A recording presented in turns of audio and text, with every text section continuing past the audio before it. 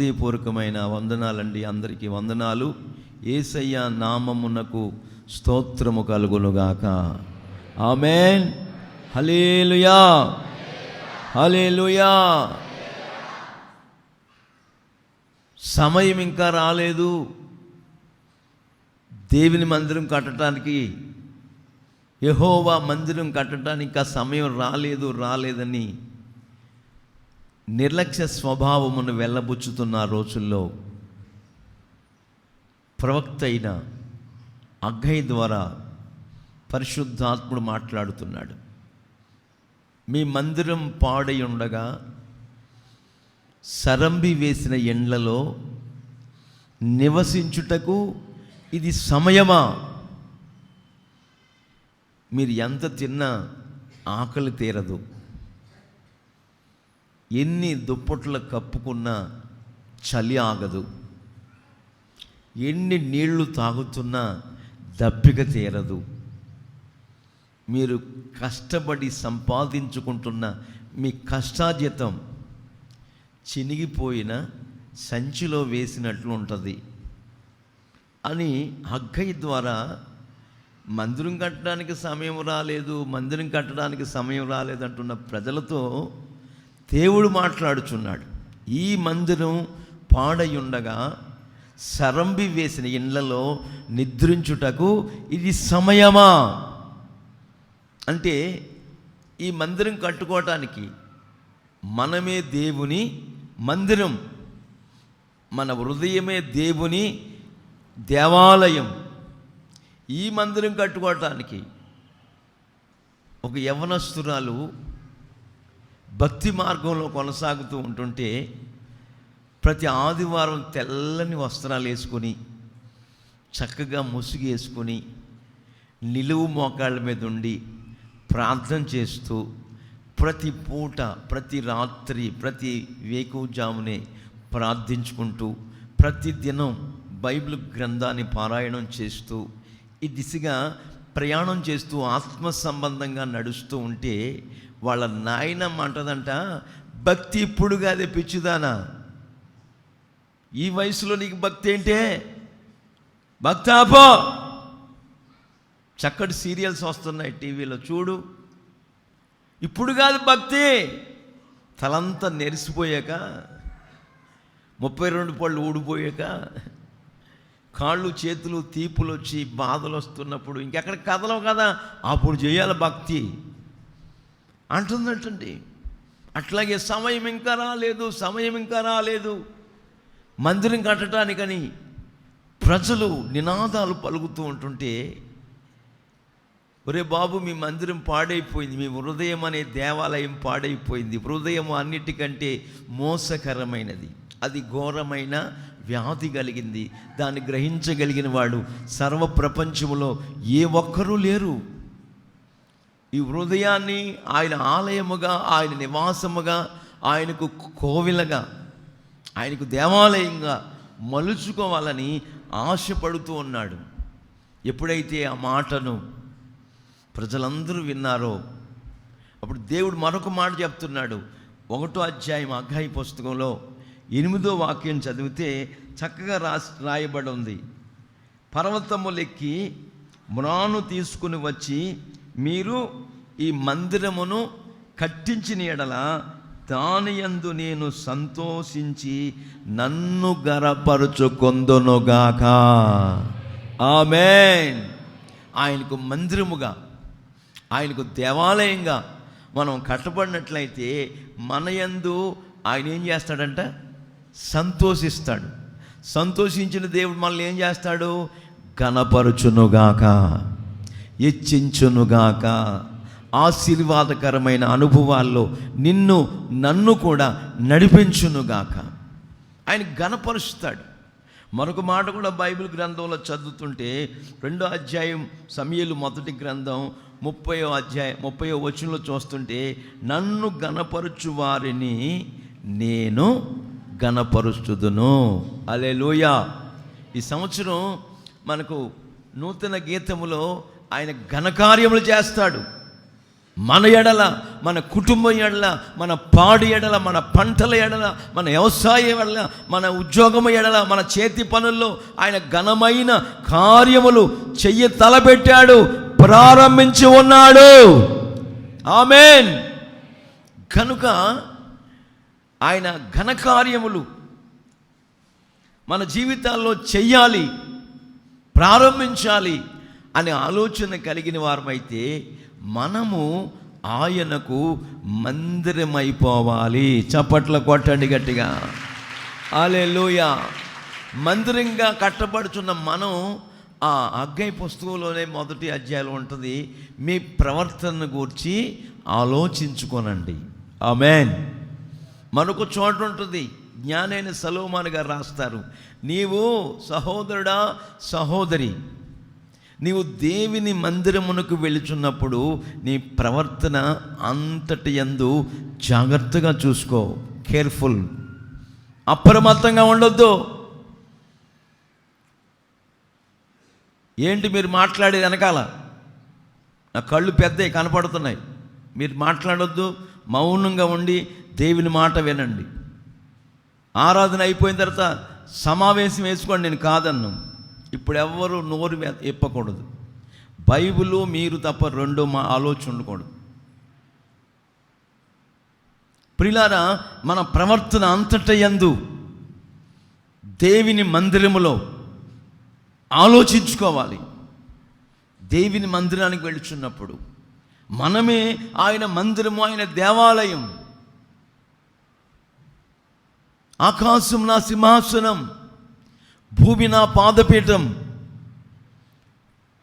సొలొమోను, నువ్వు కట్టనుద్దేశించిన ఇల్లు, మందిరం ఏపాటిదయ్యా అంటాడు దేవాతి దేవుడు. ఆయన హస్తకృతములైన ఆలయములో నివసింపడు అనే సంగతి వాస్తవం. మనమందరము కూడా ఆయనకు దేవాలయముగా మలచబడాలి. ఆమేన్. ఆయన మన గుండెల్లో నివాసం చేస్తాడు. మన హృదయంలో ఆయన కొలువై ఉంటే మన గిన్నె నిండి పొర్లునుగాక. ఆమేన్. ఆయన మన హృదయంలో కొలువై ఉంటే శోధనలు వస్తాయి, శ్రమలు వస్తాయి, కష్టాలు వస్తాయి, ప్రియులారా ఇబ్బందులు కలుగుతాయి. అయినా ఆయన ఉన్నారు గనక మన ముగింపుకు ఒక జయం అనుగ్రహిస్తారు ఆయన. ఆమేన్. మన ముగింపును ఒక ఆశీర్వాదకరంగా మారుస్తాడని లేఖనాలు చెప్పకనే చెప్పుచున్న నగ్న సత్యాలు. కనుక ఆయన మనల్ని అనేక విధాలుగా ఘనపరచాలని, స్థిరమైన అనుభవాల్లో నడిపించాలని, ఆశీర్వాదకరమైన వనరుల చేత మనల్ని తృప్తిపరచాలని, శ్రేయస్కరమైన ఆశీర్వాదాలతో మనం ఆరాధించుకుంటున్న యేసయ్య మనల్ని ఎదుర్కోవాలని ఆశ, దేశ, ఆలోచన, వాంఛ కలిగిన మనమందరము కూడా ఆయనకు దేవాలయముగా మార్చబడాలి. ఆమేన్. ఆయన మన గుండెల్లో, మన ఎదలోతుల్లో నివసించాలి. ఆయన నివసిస్తున్నట్లయితే నిశ్చయముగా మనకున్న సంతోషం, ఆనందం ఇంత అంత అని మనం తూకం వేసి చెప్పలేము. ఆయన గొప్ప సంతోషాన్ని, ఉన్నతమైన సంతోషాన్ని, అత్యున్నతమైన ఆనందాన్ని ప్రభు మనకిస్తాడని అనేక విషయాలు బైబిల్ లేఖనాల్లో మనం లిఖించబడి ఉన్నాయి. వాటన్నిటిని మనం ధ్యానం చేసుకున్నప్పుడు మన హృదయంలో ఎంతో సంతోషం కలిగి, ఆనందం కలిగి ముందుకు సాగిపోతాం. మనం ఏది తిన్నా మనకు తృప్తి కలుగుతుంది. మనకి ప్రియులారా చలి లేకుండా చేస్తాడు. ఆమేన్. 28, 29 గత సంవత్సరంలో సంవత్సరాంతపు శుద్ధీకరణ ఉపవాస పండుగల్లో మనం 31వ తేదీ రాత్రి చలి ఉండకూడదయ్యా. మీరు విన్నారో లేదో, సమశీతోష్ణ స్థితి ఉండాలా. అటు చలి ఉండకూడదు, ఇటు వేడి ఉండకూడదు అని ప్రార్థన చేశాం. ప్రార్థన ఆలకించిన దేవుడు 31st నైట్ అస్సలు చలి లేదు. ఆమేన్. హల్లెలూయా. మన దేవుడు ఎవరు? ఏమండి? ప్రకృతిని కలుగజేసిన దేవుడు. మన దేవుడు ఎవరు? ప్రకృతి సంబంధమైన వైపరీత్యాలకు ఆజ్ఞ ఇచ్చి నెరవేర్చేవాడు, రప్పించేవాడు, తొలగించేవాడు, తీసివేయేవాడు, విడిపించేవాడు ఆయనే. ఆయన పేరు పరిశుద్ధుడు. చప్పట్ల కొట్టండి గట్టిగా. పాపుల్లో చేరకుండా ప్రత్యేకంగా ఉన్నవాడు. ఆయన కనుదృష్టి చేత ఏమండి నిష్కళంకత్వాన్ని కనుదృష్టి చేత చూసేవాడు. అట్లాంటి దేవుణ్ణి కలిగి ఉన్న మనం ఎంత పరిశుద్ధత కలిగి ఉంటామో. ఆమేన్. మన నోట కానీ, మన ఆలోచనలో కానీ, మన తలంపుల్లో కానీ, మన చూపుల్లో కానీ ఏ చెడు సంబంధమైన ఆలోచనలు, తలంపులు లేకుండా మనుషుల యొక్క తలంపులు, ఊహలు, ఆలోచనలు, పిల్లల మనసులోని తలంపులు ఎల్లప్పుడూ కేవలం చెడిపోయినాయి అని నరుల్ని పుట్టించి, మనుషుల్ని కలుగజేసిన, పుట్టించి నిర్మించిన దేవాతి దేవుడు ఏడ్చుకుంటున్నాడని ఆదికాండము రాస్తుంది. ఆయన మనల్ని చూసి ఏడవకూడదండి. ఆయన ప్రజలమైన మనల్ని చూసి ఆయన ఆనందించాలి. ఆమేన్. హల్లెలూయా. మీరు నా మందిరాన్ని కట్టుచూ ఉండగా నేను మీ అందు నేను సంతోషించి నన్ను నేను ఘనపరుచుకుంటాను, మిమ్మల్ని ఘనపరుస్తాను, మీ కుటుంబాన్ని ఘనపరుస్తాను. ఉన్నతమైన ఆనందంతో ఆనంద ప్రవాహములో మునిగి తేలేటట్టు చేస్తాను, చేయుటకు శక్తి గలవాణ్ణి అని ఆయన తెలియపరుస్తూ ఉన్నాడు. ఒక ఇంట్లో ప్రియులారా కొంతమంది సంతానం ఉన్నారండి. ముందోళ్ళు బాగానే పుట్టారు. ఆఖరిగా ఒక కుర్రోడు పుడుతుంటే ఆ కుర్రోడికి గర్భవతిగా ఉన్నప్పుడు వాళ్ళ అమ్మగారికి భయంకరమైన బలహీనతలు సంభవించినాయి అంటండి. ఆ బలహీనతల మధ్యలో ఆ కడుపులో బిడ్డను మోస్తూ ఉందంట. మరి ఏం బలహీనతలో మనకు అర్థం కాదు, కానీ ఆమె నవమాసాలు మోసి ఆ బిడ్డను కనుక్కున్నప్పుడు ఆ కడుపులో శిశువు పిండముగా ఎదుగుచూ ఉన్నప్పుడు తల్లి బలహీనతగా ఉన్నది కారణం చేత ఆ కడుపులో శిశువుకి అంత బలమేమీ లేకుండా చివరికి మెదడేమి ఎదగకుండా ఆ ప్రియులారా భయానకమైన పరిస్థితుల మధ్యలో బిడ్డ పుట్టాడు. విచిత్రమైన సంగతి ఏంటంటే 2 కళ్ళు పోయినాయి, 2 కళ్ళు లేవు, కబోది అయిపోయాడు. అరే లేక పుట్టాడని అనుకున్నాను. ఈ కుర్రోడు ఇది ఇలా పుట్టాడేంటి, ఇది పరిస్థితి ఏంటి, వీడికి ఇంకా అన్నం పెట్టేవాడెవరు, భోజనం పెట్టేవాడెవరు, స్నానం చేయించేవారెవరు, వీడికి 2 కళ్ళు లేవు అని అనుకుంటూ పెంచుతూ వచ్చారు తల్లిదండ్రులు. పెద్ద ఉన్నతమైన కుటుంబం ఏమి కాదండి, కూలీనాలు చేసుకుని పెంచారండి. పెంచుతూ మా జిల్లాలోనే, ఎక్కడో కాదు మా జిల్లాలోనే, తూర్పుగోదావరి జిల్లాలో పెంచుతూ వచ్చారండి. ప్రియులారా ఒక బ్లైండ్ స్కూల్లో, కళ్ళు లేని అందుల పాఠశాలలో ఆ కుర్రోడు చదివిస్తూ వచ్చారు. చదివాడు, హై స్కూల్ చదివాడు, డిగ్రీ చదివాడు, సివిల్స్ రాశాడు, ఇక ఏదేదో రాశాడు. మొత్తం మీద ఆ కళ్ళు లేని కుర్రోడు ఏమైపోయాడు చెప్పనండి, కలెక్టర్ అయిపోయాడు. చప్పట్లు కొట్టాడు గట్టిగా. ఆమేన్. జిల్లా డిప్యూటీ కలెక్టర్ అయిపోయాడు. తర్వాత ఒక సహోదరు నుంచి పెళ్లి చేశారు. ఆయన అంటాడు, నేను కళ్ళు లేవు, నా స్థితి ఇంతేనా, నా బ్రతుకు ఇంతేనా, నా జీవితం ఇంతేనా అనుకున్నాను. నా దేవుడు నన్ను ఉన్నత స్థితిలో పెట్టాడు. ఆమేన్. నా దేవుడు నన్ను ఘనపరిచాడు. కారణం ఏంటంటే నాకు కళ్ళు లేకపోయినా ఆయనకు ఆలయంగా ఉన్నాను. దేవునికి మహిమ కలుగునుగాక. హల్లెలూయా. అట్లాంటి అనుభవాల్లో నన్ను నడిపించబడాలంటే అగ్గై పుస్తకంలో చెప్తున్నట్టుగా మన ప్రవర్తన అంతటి యందు ఆలోచించుకోవాలి. దేవుని మందిరానికి వెళ్తున్నప్పుడు నీ ప్రవర్తన గురించి జాగ్రత్తగా చూసుకోవాలా. ప్రవర్తన చాలా ముఖ్యం. ఒకరి ప్రవర్తన తన దృష్టికి ఎలా కనపడదంట, సరి అయిందిగానే కనపడదంట. నేను వెళుతున్న ప్రవర్తన మంచిదే, నేను నడుస్తున్న నడక మంచిదే, నేను మాట్లాడుతున్న విధానం మంచిదే, నేను వెళుతున్న మార్గాలన్నీ మంచిగానే ఉన్నాయి అనుకుంటాడంట. అయితే బైబిల్లో రాసింది తేటగా చివరికి ఆ మార్గము ఆ వ్యక్తిని మరణానికి తీసుకెళ్తుందంట, మరణ పంచుల్లోకి తీసుకెళ్ళిపోతుందని రాసింది. కనుక క్రిందనున్న పాతాళమును తప్పించుకున్న వాళ్ళని బుద్ధిమంతుడు పరమునకు పోవు జీవ మార్గములో నడుచుకొనుగాక. ఆమేన్. మనమందరం కూడా పరలోకానికి వెళ్ళే ఆ జీవ మార్గములు నడుచుకోవాలంటే నువ్వు నేను కూడా యేసుక్రీస్తు ప్రభులు వారికి దేవాలయంగా మార్చబడాలి. ఆమేన్. మందిరంగా మార్చబడాలి. ఈ మందిరం పాడైపోతే నువ్వు ఎంత తిన్నా ఆకలి తీరదు. ఈ మందిరాన్ని చెడిపేసుకుంటే నీ హృదయాన్ని చెడు వైపు, చెడు ఆలోచనల వైపు, చెడు పద్ధతుల వైపు నడిపించుకుంటే నువ్వు ఎన్ని దుప్పట్లు కప్పినా చలి ఆగదు, ఎంత తిన్నా ఆకలి తీరదు, ఎంత సంపాదించినా చిల్లు సంచులు వేసినట్టే ఉంటుందని లేఖనం చెప్తుంది. అట్లాంటి దుర్బలమైన పరిస్థితులు నా ప్రియ సహోదరి సహోదరులారా మనకి, మన కుటుంబాలకి కలగకుండా మనం అందరం కూడా హృదయాన్ని శుద్ధి చేసుకొని, ఆమేన్. మై డాటర్, మై సన్, నా కుమారుడా, నా కుమార్తె, మీ హృదయాలు నాకు ఇవ్వండి. హల్లెలూయా. దేవుడు ఏం కోరుకుంటున్నాడు? వెండి కోరట్లేదు, బంగారం కోరట్లేదు, ఉండ్రాలు పోయండ్రా, పానకాలు పోయండ్రా అంటలేదండి.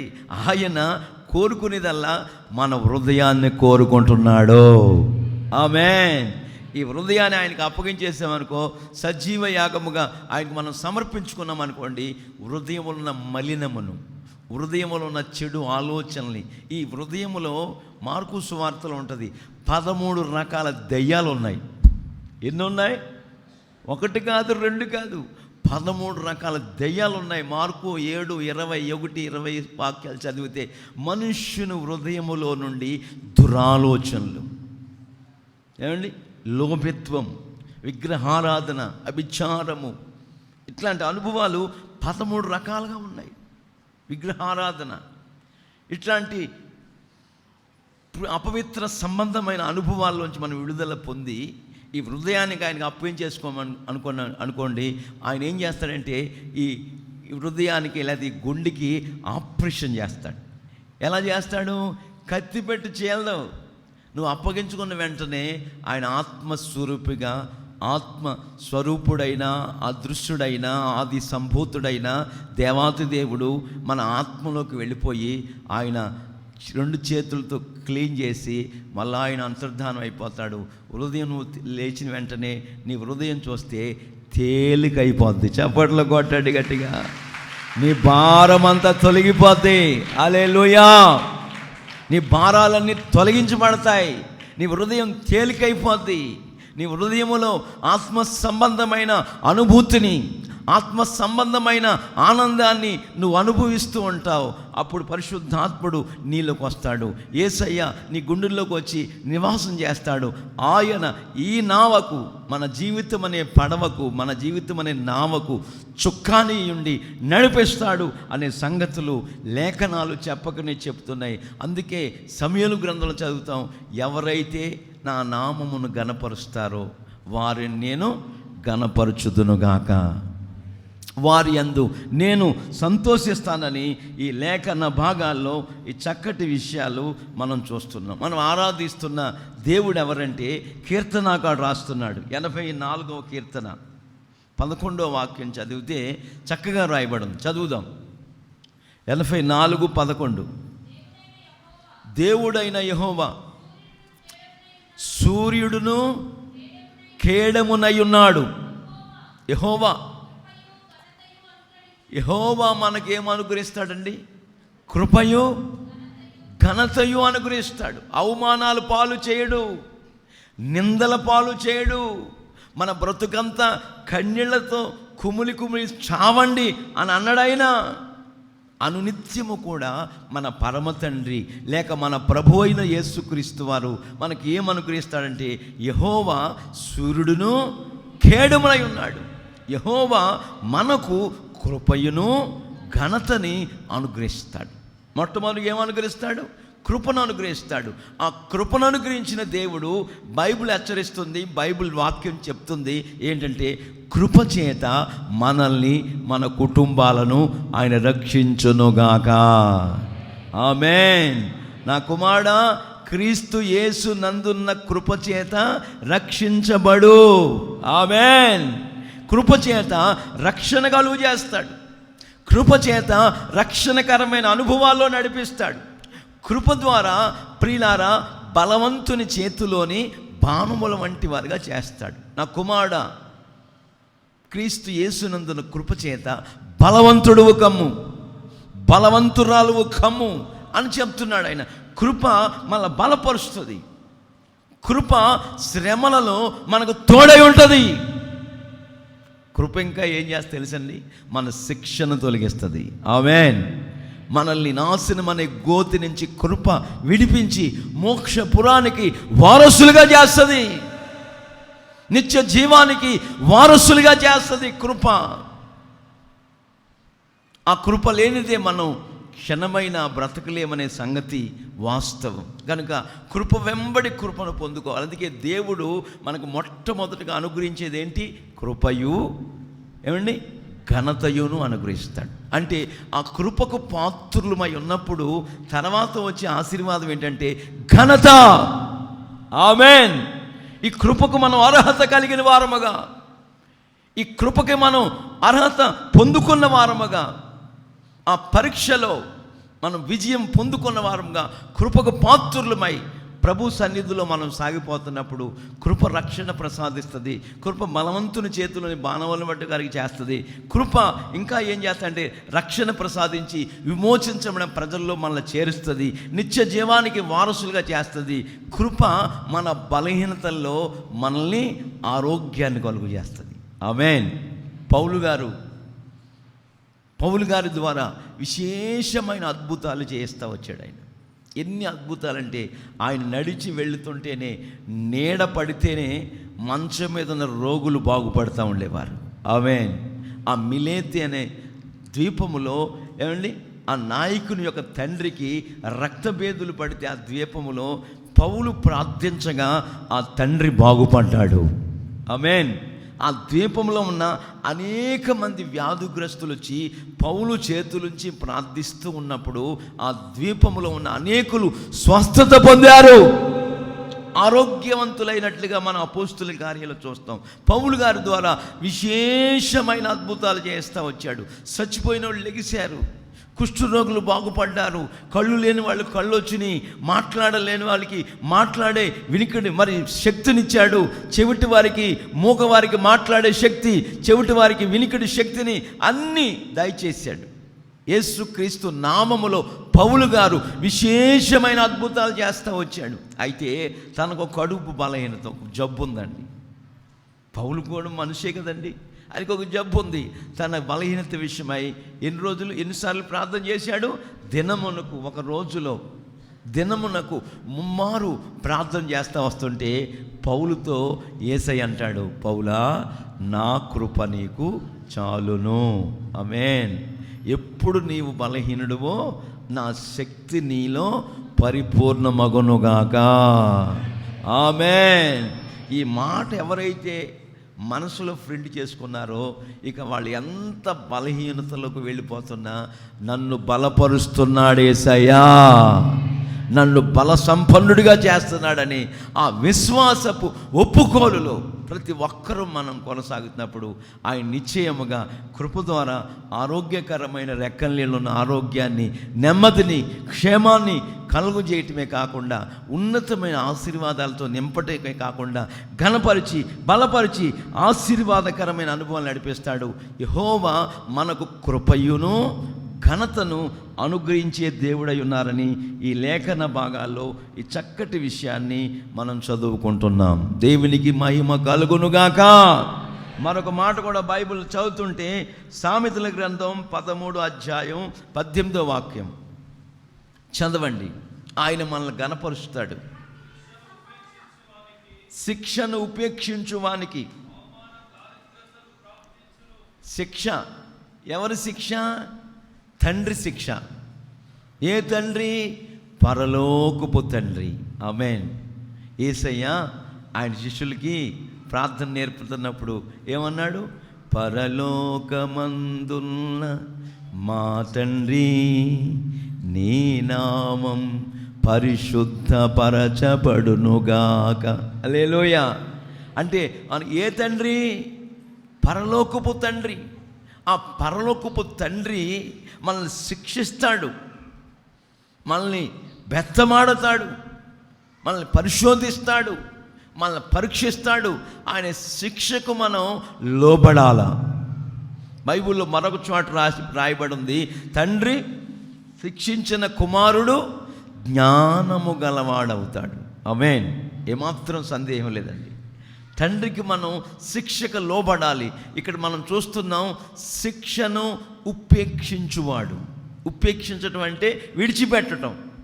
శిక్షకు లోబడకుండా, శిక్షకు అవిధేయులమై, శిక్షకు పాత్రులు కాకుండా శిక్షను తృణీకరించి, ప్రియులారా, శిక్షను తండ్రి శిక్షిస్తున్న ఆ శిక్షకు లోబడకుండా తృణీకరించి నిర్లక్ష్య స్వభావమును వెళ్ళబూర్చి, తోలనాడి, ధిక్కరించి మనం ఉన్నామనుకోండి, అక్కడ రాసుంది అవమానాలు, దరిద్రత.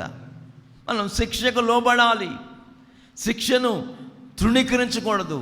శిక్షను ఉపేక్షించేవాడు అవమాన దారిద్ర్యాలలో పడిపోతాడు. అది గద్దింపును లక్ష్య పెట్టువాడు ఘనతను పొందునుగాక. ఆమేన్. గద్దింపును ఆశ్రయించుకున్న వారు ఎవరు? మృగప్రాయలు, పశుప్రాయలను రాసింది బైబిల్లో. గద్దింపును ఆశ్రయించుకున్నామనుకో, తోలనాడామనుకో, త్రోసిపుచ్చామనుకో, యేసుక్రీస్తు నామమును బట్టి, లోకస్తులు కాదు ఈ మాట, లోకస్తులు కాదండి, యేసయ్య రక్తములో ఎవరైతే కడగబడ్డారో వారు గద్దింపుకు లోబడాలి. శిక్షను ఉపేక్షింపకూడదు, శిక్షకు లోబడాలి, శిక్షను అనుభవించాలి. మనం అనుభవించవలసిన శిక్షను తాను అనుభవించి, సమాధానార్థమైన శిక్షను ఆయన అనుభవించి, ఆయన మన పాపాల నిమిత్తమై కల్వారి శిలువలో మేకుల చేత కొట్టించుకొని మనం అనుభవించిన శిక్షను ఎత్తిపాడేశాడు ఆయన. చప్పట్ల కొట్టండి గట్టిగా. పాపపు రుణ పత్రమును రెండుగా చీల్చివేశాడు ఆయన. మేకులతో కొట్టించుకున్నాడు. ఆయన మనకు చేసింది ఏంటో చెప్పనా? ఇప్పుడు క్రీస్తు యేసు నందున్న వారికి ఏ శిక్ష విధియు లేకుండా చేశాను. ఆమేన్. మనం అనుభవించాల్సిన శిక్షను ఆయన అనుభవించాడు కనుక ఆయన శిక్షకు మనం లోబడిన వాళ్ళమై, గద్దింపుకుని ప్రియులారా లక్ష్య పెట్టుకుని గద్దింపుకు లోబడిన వారమై, గద్దింపును తృణీకరించకుండా, గద్దింపును అసహించుకోకుండా, మృగప్రాయతనములోనికి, పశుప్రాయతనములోనికి దిగజారిపోకుండా మనము లక్ష్య పెట్టుచున్న వారమైతే, దాన్ని అనుభవిస్తున్న వారమైతే, ప్రభువా, దావీదుకి దేశములో ప్రజలను లెక్క పెట్టమని చెప్పాడు. ఏమయ్యా, యాజకుడు అంటాడు, సైన్యాధిపతి అంటాడు దావీదుతో, అయ్యా ఎంతమందిని లెక్క పెట్టడం? ఈ సంవత్సరం 10 లక్షలు ఉంటే వచ్చే సంవత్సరం 30 లక్షలు అవుతున్నారు, నీ ప్రజలు విస్తరిస్తున్నారు, లెక్క పెట్టమన్నాడు. సాతాను గాడు దావీదుని ప్రేరేపించాడు. ఆ తర్వాత లెక్క పెట్టిన తర్వాత దేవుడు 3 తెగుళ్ళు పంపిస్తున్నాడు, 3 ఉగ్రతలు. ఏంటి ఉగ్రతలు? సాతాను గాడు చేతికి అప్పగించడం ఒకటైతే కరువుతో నీ ప్రజల్ని మట్టి కరిపిస్తానని ఇంకోటి దేవుని చేతిలో పడటం. ఈ మూడింటిలో దావీదు ఏం కోరుకున్నాడంటే, కరువు వస్తే ప్రజలు అల్లాడిపోతారు, సాతానుగాడి చేతిలో పట్టం ఎందుకు, దేవుడి శిక్షకే మనం లోబడదాం, దేవుని ఉగ్రతకే మనం లోబడదాం అని దావీదు దేవుడిని ఏం కోరుకున్నాడు? అయ్యా, సాతానుగాడి చేతులు పడేదానికన్నా, కరువు కాటకాల మధ్యలో నలిగిపోయేదానికన్నా, అయ్యా నీ చేతిలో నువ్వు శిక్షిస్తే నాకు మేలు చేస్తావని, నీ చేతిలో నేను నీ ద్వారా నేను ఉగ్రతను అనుభవిస్తాను, నీ శిక్షకు లోబడతానని దావీదు కోరుకున్న వెంటనే అక్కడ ఇంచుమించుగా ఏమండి దేవుని ఉగ్రత, దేవుడు దేవదూతను పంపించి కత్తి దూసిన వాళ్ళు ఇంచుమించుగా 70,000 మంది చచ్చిపోయారండి. అంటే దావీదు దేవుని శిక్షకు లోబడ్డాడు. దేవునికి మహిమ కలుగునుగాక. ఆమేన్. అందుకు దేవుడు దావీదుని అంతకంతకు ఏం చేశాడండి? ఘనపరిచాడు. దావీదుతో అహీమెలెకు అనే వ్యక్తి చేతులు కలిపి దావీదుని తోడుగా, దావీదుకి మరి పక్కన మరి ఆసరాగా దావీదుకి వెన్నంటి ఉంటుంటే సౌలు అంటాడు, నాకు నేను చంపదలుచుకుంటున్న దావీదు పక్కన నువ్వు నిలబడతావు, నేను చంపదలుచుకుంటున్న దావీదుతోనా నువ్వు చేతులు కలుపుతావు, ఏంటి నువ్వు చేసేది అహిమేలకు అని అంటుంటే, ఏమంటే అహిమేలకు అంటాడు, దావీదు దేవుని చేత గణపరచబడినవాడు. చప్పట్ల కొట్టండి గట్టిగా. దావీదు దేవుని ఆలోచన చొప్పున నడిపించబడిన వ్యక్తి, దేవుని ఘనతకు పాత్రుడైన వాడు. ఇంకా ఏమన్నాడు తెలుసా సౌలుతో, అతడు దావీదు వంటి వాడు మరొకడు ఈ నగరిలో లేడు. ఆమేన్, హల్లెలూయా అని చెప్తా వస్తున్నాడు. దేవాతి దేవుడు తలచుకుంటే ఏమండి, ఘనపరుచు వారిని ఘనపరుస్తాడు. ఆయన ఎవరిని తృణీకరిస్తాడో వాళ్ళు తృణీకారం పొందుతారు, ఆయన ఎవరిని ఘనపరుస్తాడో వాళ్ళు ఘనపరచబడతారు. దేవుడు తలసుకుంటే ఎంతటి కార్యమైనా సునాయాసనంగా చేయటానికి శక్తిగల దేవుడై ఉన్నాడని లేఖనం చెప్తుంది. గద్దింపును అసహించుకునేవారంగా కాకుండా గద్దింపును లక్ష్యపెట్టువారు ఘనపరచబడుదురుగాక. ఆమేన్. యాజకుడైన ప్రవక్త అయిన నాతాను వచ్చి దావీదుతో చెప్తున్నాడు, దావీదు ఇజ్రాయేలు ప్రజల మీద రాజుగా ఉన్నాడు. ఆ రాజరికంలో పట్టాభిషిక్తుడై సింహాసనాసీనుడైన దావీదుతో చెప్తున్నాడు నాతాను ప్రవక్త, దావీదు మహారాజా ఒక సంగతి నీకు చెప్పాలి అని అంటుంటే, చెప్పయ్యా అంటుంటే చెప్తున్నాడు, దావీదు మహారాజా, ఒక ధనవంతుడు ఉన్నాడు, ఒక దరిద్రుడు ఉన్నాడు. ధనవంతుడికి వేవేల గొర్రెల మందలు ఉన్నాయి, దరిద్రుడికి ఒక గొర్రెపిల్ల ఉంది. ఆ గొర్రెపిల్లను కూడా తన సొంత కుమార్తెగా చూసుకుంటున్నాడు. ఆ దరిద్రుడు ఒళ్ళో పెట్టుకుని దానా తినిపిస్తున్నాడు, మేత మేపిస్తున్నాడు ఆ గొర్రెపిల్లకి. రాజా మహారాజా దావీదు, ఈ ధనవంతుడికి స్నేహితులు బంధువులు వచ్చారు. అప్పుడు ధనవంతుడికి చాలా గొర్రెల మందలు ఉన్నాయి కదా, 2 పొట్టేళ్ళు వధించి ఆ బంధువులకి స్నేహితులకి విందు చేయొచ్చు కదా. ఈ దరిద్రుడి యొక్క గొర్రె పిల్లను వధించి ఆ ధనవంతుడు ఆ స్నేహితులకి బంధువులకి విందు చేశాడు. ఎవడాడు, నరుకుతా, పొడుతా, సంపుతా అని దావీదు అంటుంటే, దావీదుతో నాతాను ప్రవక్త అంటాడు, ఆ మనుష్యుడువు నీవే రాజా, ఆ మనుష్యుడువు నీవే అన్న వెంటనే రాజు తలుచుకుంటే దెబ్బలు కొద్దు అన్నట్టుగా, రాజు ఏమైనా చెడుకు సమర్థుడు, ప్రవక్తనైనా చంపుతాడు, ఎవరినైనా చంపడానికి సామర్థ్యం కలిగిన వ్యక్తి. లేకపోతే తాను చంపేసి ఇంకొకటి మీద పెట్టేస్తాడు. ఇప్పుడు జరిగే చరిత్రలు అయ్యే కదండి, వాళ్ళు చంపేస్తున్నారు, నేను ఇంకొకరి మీద నింద మోపేస్తున్నారు. ఎంతకాలం అది? కొంతకాలమే. దేవుడు అనేవాడు పరలోకమందు ఉన్నాడు. ఆమేన్. ఆయన చూస్తున్నాడు. చూసి నీ నీతికి తగ్గట్టుగా, నీ న్యాయ ప్రవర్తనకు తగ్గట్టుగా, మన పరిశుద్ధతకు తగ్గట్టుగా, మన యథార్థమైన జీవితానికి తగ్గట్టుగా ప్రతిఫలం ఇస్తాడు. రాజు ఉగ్రుడై కోపావేశుడై ఏమేమో చేయలేదు, కానీ బైబిల్లో రాయబడి ఉంది, తాను చేసిన అతిక్రమాల విషయమై, తాను జరిగించిన అవిధేయతతో కూడిన ఆ అనుపాపం విషయమై 51వ కీర్తనలో మీరు చదవద్దు, వినండి. నేను కన్నీళ్లు విలుస్తూ ప్రలాపిస్తూ, అయ్యా ఈ సోపుతో నా పాపమును పరిహరించయ్యా, హిమం కంటే తెల్లగా నన్ను శుద్ధి చెయ్యయ్యా, నీ సన్నిధిలో నుంచి నన్ను త్రోసివేయొద్దయ్యా, నీ పరిశుద్ధాత్మను నాలో నుండి తొలగించొద్దయ్యా, తీసివేద్దయ్యా. అయ్యా స్థిరమైన మనస్సును నాలో స్టెబిలిటీ లేదు, స్థిరమైన మనసు లేదే దేవా, అయ్యా స్థిరమైన మనసును నాలో నూతనంగా పుట్టించు అని కన్నీళ్ళు విడుస్తూ పరుపు తేలేటంతగా ప్రార్థన చేశాడండి. ఆకాశానికి భూమికి సృష్టికర్తని దేవాతి దేవుడు దావీదు యొక్క పాపమును, దావీదు యొక్క అవిధేయతను ఆయన పరిహరించెను. ఆమేన్. ఆ శిక్ష నుంచి తప్పించాడు, గొప్పగా దావీదును గణపరిచాడు. దేవునికి మహిమ కలుగును గాక. అట్లాంటి గొప్ప కార్యాలు మన జీవితాల్లో ప్రభులు వారు చేయాలని ఉద్దేశించిన వారు అయితే, గద్దిస్తున్నప్పుడు ఆ గద్దింపుకు మనం లోపడాలి. గద్దింపును మనం అసహించుకోకూడదు, గద్దింపును మనం తృణీకరించకూడదండి, నిర్లక్ష్య స్వభావాన్ని వెళ్ళబొచ్చకూడదు. గద్దించినప్పుడు మనం లోబడాలి.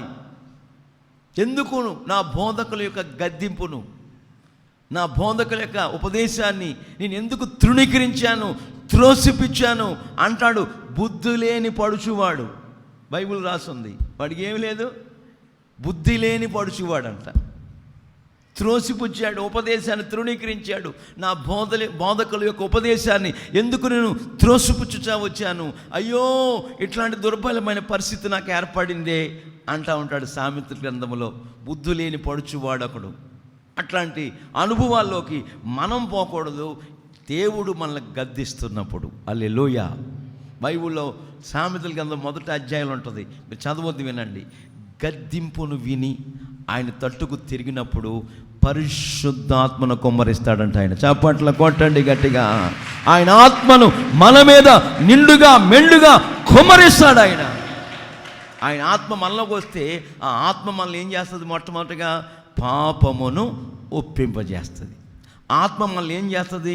సర్వ సత్యములోకి నడిపిస్తుంది. ఆత్మ మనల్ని ఏం చేస్తుంది? ఆయన కుమారులుగా కుమార్తెలుగా చేసుకుంటుంది. ఆత్మ మన పక్షాన తండ్రి అయిన దేవునికి ఉత్తరవాదిగా ఉండి మన పక్షాన ఆత్మ, పరిశుద్ధాత్మ ఉచ్చరింప సఖ్యము కానీ మూలుగులతో నీ పక్షాన నా పక్షాన ప్రార్థన చేస్తుందని రోమాపత్రికలో రాస్తుంది.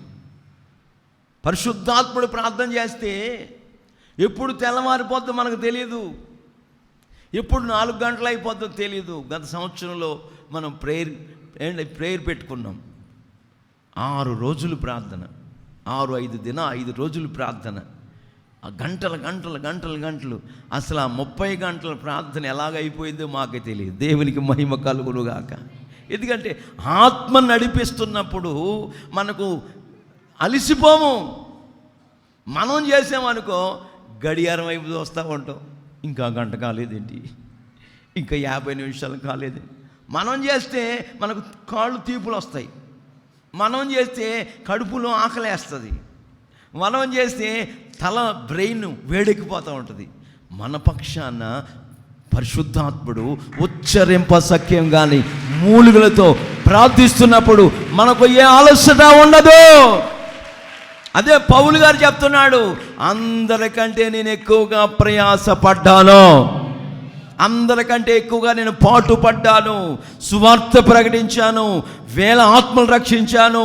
ఇటు కొరింథీలో, అటు ఎఫెసీలో, అటు గలతీలో, అనేక మరి ప్రాంతాల్లో, అనేక పల్లెల్లో, అనేక దీవుల్లో, అనేక పట్టణాల్లో సంఘాలు స్థాపించాను, అపోస్తలత్వాన్ని పొందుకున్నాను, అందరికంటే ఎక్కువ ప్రయాసపడ్డాను. ఆయన అంటారు ఒక చక్కటి మాట, ప్రయాసపడింది నేను కాదు, నాకు తోడయున్న దేవుని కృప. చప్పట్ల కొట్టండి గట్టిగా. ఎవరు నన్ను విడచినా విడువనన్నది కృపా, విడువక ఎడబాయక నన్ను రక్షించినది యేసయ్య కృప, నా యేసయ్య కృప, యేసయ్య కృప, నా యేసయ్య కృప, కృప నా కోసం సిలువలో వెలసింది కృప.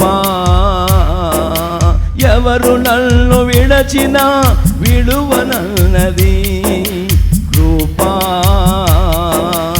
ఎవరు నన్ను మరచినా మరువనన్నది కృపా,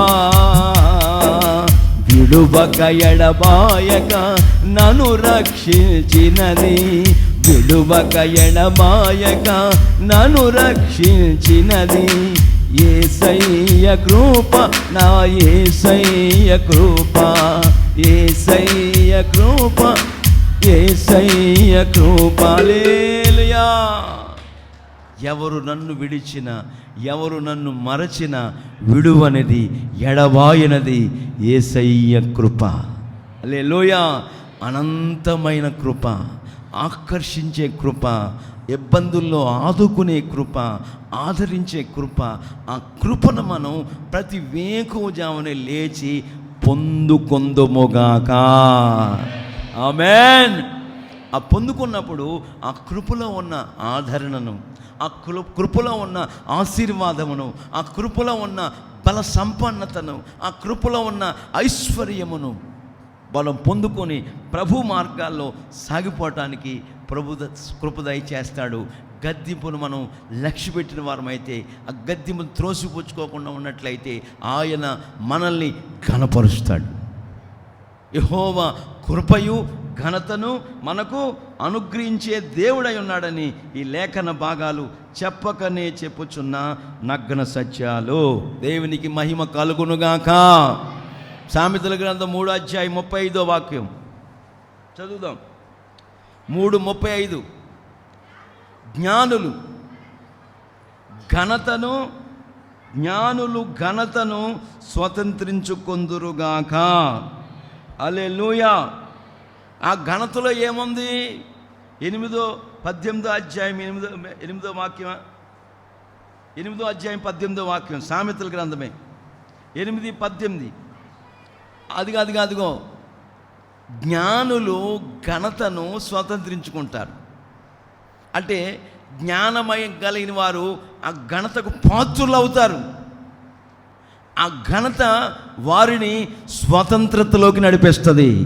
ఏ బానిసత్వంలో మగ్గిపోకుండా, ఏ ఆర్థిక ఇబ్బందుల్లో నలిగిపోకుండా, ఏ దుష్ట సంబంధమైన ఆలోచనలతో మన ఆత్మీయ స్థితి పరుగులెత్తకుండా ఆత్మ సంబంధమైన అనుభవాల్లో కొనసాగటానికి ఆ జ్ఞానం మనకు అవసరం.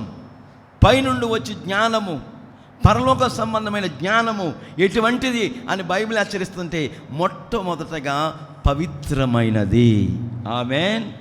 సులభముగా లోబడినది, మృదువుగా ఎలా మాట్లాడింది? హాయ్ చెప్పింది తెచ్చావా? అదొక రకమైన మాటలు కంచరగాడిలాగా అరుస్తూ ఉంటారు కొంతమంది. మీరు కాదమ్మా, చాలా మంచివాడు మీరు. చూడండి ఎంత అసలు ఆ మృదత్వం ఉండదు. చదువు కాదండి ముఖ్యం. పెద్దోళ్ళు చెప్తూ ఉంటారు, చదువు కాదు, నువ్వు పిహెచ్డి చేయొచ్చు, జ్ఞానం లేకపోతే ఉపయోగం ఏంటి? అందుకే పెద్దోళ్ళు చెప్పారు, చదువు కన్నా సంస్కారము మిన్న. ఆమేన్. సంస్కారవంతులుగా ఉండాలి. ఆ గౌరవము, ఆ మర్యాద కలిగి జీవించాలి. పైనుండి వచ్చే జ్ఞానములో, పరసంబంధమైన జ్ఞానములో మొట్టమొదట అది పవిత్రమైనది. రెండవదిగా సమాధానకరమైనది. ఆ జ్ఞానములో ఎప్పటికీ ఏమండి, సంఘానికి, సేవకునికి, దేవుని ప్రజలకు, తల్లిదండ్రులకు, పిల్లలకి తల్లిదండ్రులకు, అన్నదమ్ములకి, అక్కచెల్లులకి, తోబుట్టులకి, ఇరుగు పొరుగు వాళ్ళకి, ఎదిరింటోళ్ళకి, పక్కింటోళ్ళకి, వెనకాల ఉన్న వాళ్ళకి, ఆ వెనకాల ఉన్న వాళ్ళు వాళ్ళ పెంటంతా వీళ్ళు గోడ మీద వేసేస్తున్నారంట. వెనకాల ఉన్న ఒక ఇల్లోళ్ళు ఏమండి, వెనక వైపు ఏం చేసుకోండి, మనకి ఎందుకండి అసలు నాకు అర్థం కాదు. వీళ్ళు గోడ మీద వచ్చి చెత్త పెంట అంత వేస్తే పెద్ద రభస, కోర్టు దాకా వెళ్ళిపోయారు. అయితే వాళ్ళు ఎవరు అని బైబిల్ చెప్తుందంటే, జ్ఞానము లేక ఒక మాట చెప్పి, అమ్మా ఈ చెత్త అంతా మా ఇంటి మీద వేస్తావు ఎందుకు, వేయొద్దమ్మా అని అయిపోద్ది కదా. పెద్ద రభస పెట్టుకుని, పెద్ద గొడవ పెట్టుకొని, కోట్ల దాకా వెళ్ళి ఇంచుమించు 5 లక్షల రూపాయలు ఖర్చు పెట్టుకున్నారు. దేనికి? చెత్త. 5 లక్షలు. కొంతమందికి చూడండి, తలపోటు వస్తే అన్నా స్పెషలిస్ట్ దగ్గరికి పోవాలి, స్పెషలిస్ట్ దగ్గరికి. నీకేమీ లేదమ్మా, ఆమె పేరు దేవమ్మ, ఈ పక్క ఊరే. నీకేమీ లేదమ్మా అని అమ్మ చెప్తుంది, అమ్మగారు చెప్తుంది, నీకేం ఉండదు, ప్రార్థన చేసుకో, వేడి వల్ల వచ్చి ఉంటుందంటే, లేదమ్మా వెళ్ళిపోవాలా. పో మరి వెళ్తా అంటే నేనేం చేస్తాం? 8,000 రూపాయలు పట్టుకెళ్ళారండి, సవరం అయిపోయింది, టెస్టులు అయిపోయినాయి. ఇంక వెళ్తే ఏం చెప్తారు? నీకు ఏ జబ్బు లేదని చెప్తాడు డాక్టర్. ఏం చెప్పడం? నువ్వు ఎక్కువ మాట్లాడకూడదు, నీ తలకు రోజు నూనె పెట్టాలా, ఇక ఇట్లాంటి కొన్ని పచ్చాలు చెప్పి, వంకాయ కూర తినకూడదు, ఇట్లాంటివి చెప్పి టెస్టులన్నీ చేస్తారు. ఒకటి కాదండి, 13 రకాల టెస్టులు. 8,000 రూపాయలు ఓడగొట్టుకుని మరుసటి ఆదివారం వచ్చింది. అమ్మా నువ్వు చెప్పింది నిజమేనమ్మా, నాకు ఏమీ లేదంట. ఎందుకు మరి 8,000 పోగొట్టుకున్నావు? ముందు చెప్పాడు కదా దేవుడు. వినరండి. వినకపోవటం వల్ల వినాశకాలం వస్తుంది. మాట వినకపోవటం, మనుషులమైన మనం బాల్యము నుండి అలవర్చుకుంటా వస్తున్నామని ఇర్మియా గ్రంథంలో రాస్తుంది.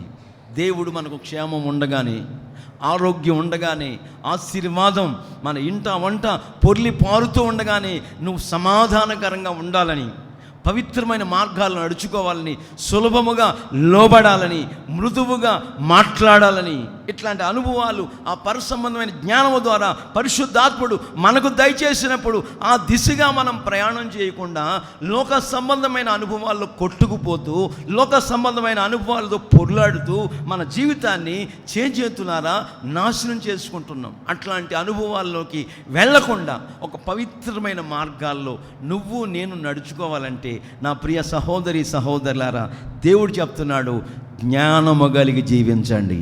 ఆమెన్. జ్ఞానము కలిగిన వారు ఏమండి ఘనతను స్వతంత్రించుకొందురుగాక. ఆమెన్. అందుకే రాజరికానికి వచ్చిన బాలుడైన సొలొమోను, మా నాన్నగారు పోతూ పోతూ ఈ సింహాసనాన్ని నాకు అప్పగించాడు, అసలు ధనాగారంలో ఎన్ని కోట్లు ఉన్నాయో, అసలు గుర్రాలు ఎన్ని ఉన్నాయి, రథాలు ఎన్ని ఉన్నాయి, సైనికులు ఎంతమంది ఉన్నారు, శతాధిపతులు ఎంతమంది, రథాధిపతులు ఎంతమంది, అసలు ఎన్ని వీసుల బంగారం, ఏంటది వీసెలు. వీసి అనగా ఏమండి మీకు తెలీదు, 2 కిలోలు 400. ఎంతండి వీసి అనగా? 1400 కిలో 400 అన్నమాట వీసి అంటే. అట్లాంటి ఆ రోజుల్లో వీసులు, పదలాలు, ఏబులాలు, పంపులు ఉంటామండి. ఈ 100 గ్రాములు, కిలోలు, అరకిలోలు ఆ దినాల్లో లేవు. నా చిన్నతనంలో కూడా ఏమండి వీసెలు, పదలాలు, ఏబులం. వీసె అనగా 1400, పదలం అనగా 700, ఏబులం అనగా 350 గ్రాములు, పంపు అనగా 175 గ్రామ్స్, 175 గ్రాములు. ఇట్లా తూకాలండి. ఇప్పుడు దాని కంప్యూటర్ యుగంలో అది ఏమైపోయింది, కిలోలకు వచ్చేసింది. ఇక రేపటి దినాల్లో ఇక తూకాలు ఏముండవు. ఒక కార్డు ఇస్తుంది గవర్నమెంటు, వెళ్ళి గీటివేనండి. కొట్లుగాడు అమ్మేవాళ్ళు ఉండరు, నువ్వు గీయాలా సరుకు తెచ్చుకోవాలి అంతే. నీకు జీతం ఎవరు, కార్డు ఒకటి ఇస్తారు, నీకేం కావాలో తెచ్చుకో అని చెప్తా. ఇప్పటికే పాశ్చాత్య దేశాల్లో వచ్చేసింది. నిజమండి. కనుక మన జీవితాల్లో ఆ ఎంత ఉంది, బంగారం ఎంత, వెండి ఎంత, సరుకు ఎంత, సైనికులు ఎంతమంది, రథాలు ఎన్ని ఉన్నాయి, గుర్రాలు ఎన్ని ఉన్నాయి, ఈ ఆలోచనలు ఏం పెట్టుకోకుండా, అయ్యా నీ ప్రజలైన ఇశ్రాయేలుని నా తండ్రి అయిన దావీదు చాకచక్యంగా పరిపాలన చేస్తూ వచ్చాడు. నేనా బాలుణ్ణి, నేనా చిన్నవాణ్ణి, నీ ప్రజలైన ఇశ్రాయేలుని పరిపాలించడానికి నాకు జ్ఞానము లేదయ్యా, వివేకము గల హృదయము లేదయ్యా. అయ్యా నాకు వెండి బంగారం భోగభాగ్యాలు సుఖ సౌఖ్యాలు కాదయ్యా, నీ ప్రజలను పరిపాలించే ఆ దైవ జ్ఞానమును, ఆ వివేకము గల హృదయాన్ని నాకు దయచేయి ప్రభువా అన్న వెంటనే ఆకాశమందు దేవుడు అంటాడు, నీకు జ్ఞానమును వివేకము గల హృదయాన్ని నీకు ఇచ్చి ఉన్నాను. సొలొమోను, నీ విన్నపం, నీ ప్రార్థన నేను అంగీకరించి ఉన్నాను. ఆమేన్. దైవ జ్ఞానమును వివేకముల హృదయాన్ని నీకు ఇచ్చి ఉన్నాను. నువ్వు అడగకపోయినా ఐశ్వర్యమును ఘనతను నీకు ఇవ్వబోతున్నాను. చప్పట్ల కొట్టండి గట్టిగా. హల్లెలూయా. జ్ఞానంతో పాటు ఏమిస్తాడు ఆయన? ఐశ్వర్యమును ఘనతను. ఒక నా ఆయుష్ అయినా, ఆశీర్వాదమైన, ఏమండి దైవజనులు పాట రాశారు కదా, ఆయన వశములో ఉన్నాయి. హల్లెలూయా. నువ్వు ఆశీర్వాదం కొరకు రాత్రి మగళ్ళు కష్టపడిపోతే ఏదో సంపాదిద్దామంటే ఉన్నది ఊడిపోతుంది. కాదు కాదు కాదు, దేవుని సన్నిధిలో నువ్వు ఆశీర్వాదం పొందాలి. ఆమేన్. హల్లెలూయా. అట్లాంటి ఆశీర్వాదం కొరకు నువ్వు ప్రయాసపడాలి. అదే దావీదు ప్రార్థిస్తాడు, నేను నా కుటుంబము దేవా యెహోవా నీ సన్నిధిలో నిలిచి ఉండే భాగ్యము నాకు దయచేయి. నీ సన్నిధిలో నిలిచి ఆశీర్వదించబడేట్టుగా చెయ్యండి. దేవా నీవు నన్ను గనక ఆశీర్వదించినట్లయితే ఆ ఆశీర్వాదం ఎన్నటెన్నటికి హల్లెలూయా, ఎన్నటెన్నటికి కూడా ఆ కుటుంబం ఆశీర్వదించబడి ఉంటుంది. నన్ను నా కుటుంబాన్ని ఆశీర్వదించండి ప్రభు అని దావీదు ప్రార్థిస్తున్నాడు. కనుక నా ప్రియ సహోదరి సహోదరులారా, జ్ఞానులు ఘనతను స్వతంత్రించుకుందురుగాక. జ్ఞానాన్ని, వివేకముల హృదయాన్ని సొలొమోను అడుగుతూ వచ్చాడు. వాటితో పాటు దేవుడేమిచ్చాడు? ఘనతను, ఐశ్వర్యమును జ్ఞాని అయిన సొలొమోనుకి దేవుడిచ్చాడు. భూమి మీద ఉన్న వారందరిలో కూడా అత్యధికమైన జ్ఞానం, ఘనతను పొందుకున్న వ్యక్తి ఎవరైనా ఉన్నారంటే అతడు సొలొమోను. ఆమేన్. అతడే అనేక వేల సామెతల గ్రంథంలో తన జ్ఞానంతో రాసినట్టుగా మనం బైబిల్లో చూస్తాం. కనుక నా ప్రియ సహోదరి సహోదరులారా, మన జీవితాల్లో జ్ఞానాన్ని మనం పొందుకోవాలి.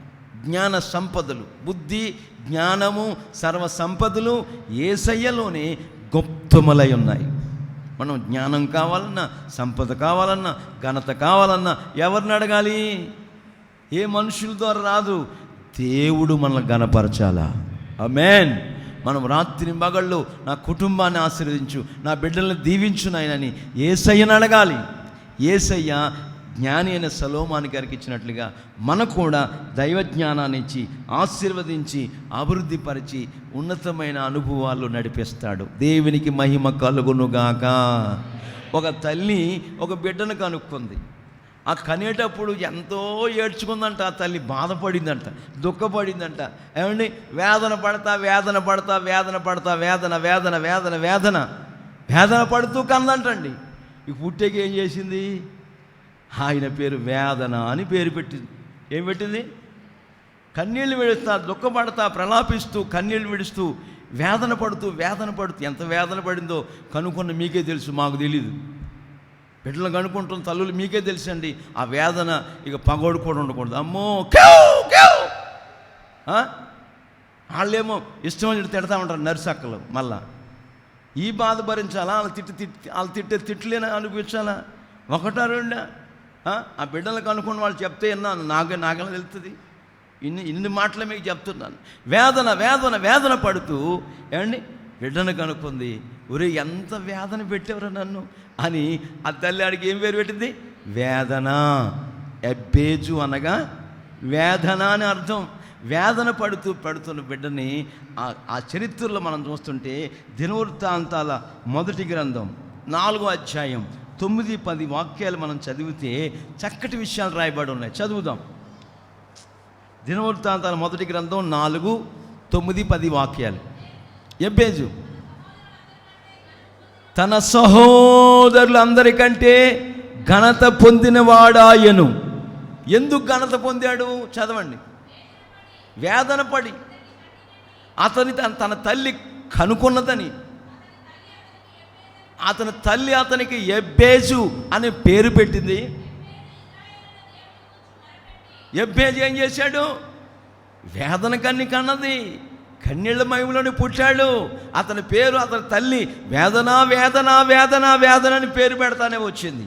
అయితే అతడు ఇశ్రాయేలీయుల దేవుడైన యెహోవాకు మొర్ర పెడుచున్నాడు. చప్పట్ల కొట్టండి గట్టిగా. ఆమేన్. నా ప్రియ సంగమా, దేవుని బిడ్డలారా, ఇప్పుడు ఎన్నో వేదనలు ఉన్నాయి మనకి. కొంతమందికి అప్పులనే వేదన, కొంతమందికి ఎదుగొచ్చిన పిల్లలకు పెళ్ళిళ్ళు చేయలేదనే వేదన, కొంతమందికి ఆర్థిక మాంద్యం అనే వేదన, వ్యాపారంలో కలిసి రావట్లేదనే వేదన, పిల్లలు సరిగ్గా చదవట్లేదనే వేదన, పిల్లలు బాగా చదువుకున్నారు, PhD వరకు వెళ్ళిపోయారు, ఉద్యోగం లేదని నిరుద్యోగ సమస్యతో వేదన. ప్రతి ఒక్కరి జీవితంలో ఈ వేదన విలయతాండమాడుతూ ఉంది. 2020వ సంవత్సరంలో వేదన విలయతాండమాడుతూ వచ్చింది. ప్రతి కుటుంబంలో వేదన. ఈరోజు ఉన్నారా, రేపు ఉంటారో, ఏమైపోతారో